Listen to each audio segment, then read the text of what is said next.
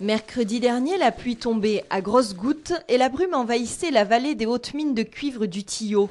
Cela n'a pas suffi à décourager les visiteurs. Cirés sur le dos et casque sur la tête, ils s'engouffrent à tour de rôle dans les galeries, creusées depuis le XVIe siècle jusqu'en 1761 pour le compte des ducs de Lorraine.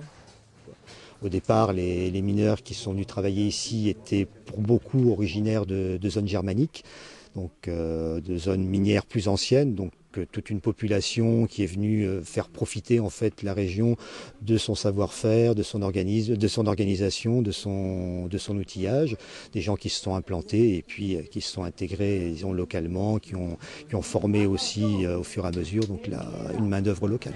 On est donc dans une galerie qui a été percée au XVIe siècle à la Pointerole, les mineurs ayant suivi une faille qui fracturait la roche et qui leur a donc suivi de guide pour rejoindre la zone minéralisée. Donc la faille, on l'identifie bien ici. Bien loin des mines de charbon du 19e siècle, décrites par Zola dans Germinal, les travailleurs des hautes mines du Tillot n'étaient pas si mal lotis.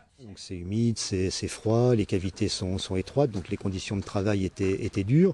Mais d'un autre côté, c'était de véritables techniciens qui ont su faire reconnaître leur savoir-faire, leur utilité. Donc il y avait des niveaux de salaire intéressants, qui avaient des possibilités de progression dans la hiérarchie. On sait qu'il y a des mineurs de l'époque qui ont été anoblis.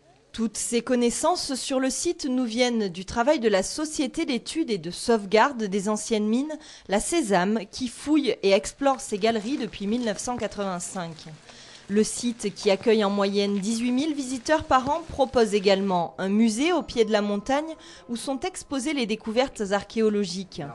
Pour ceux qui seraient tentés par l'aventure, poussez l'audace jusqu'à venir. Un jeudi soir à partir de 20h30 pour une visite à la nuit tentrée, comprenez à la nuit tombée, agrémentée de contes et légendes des mines.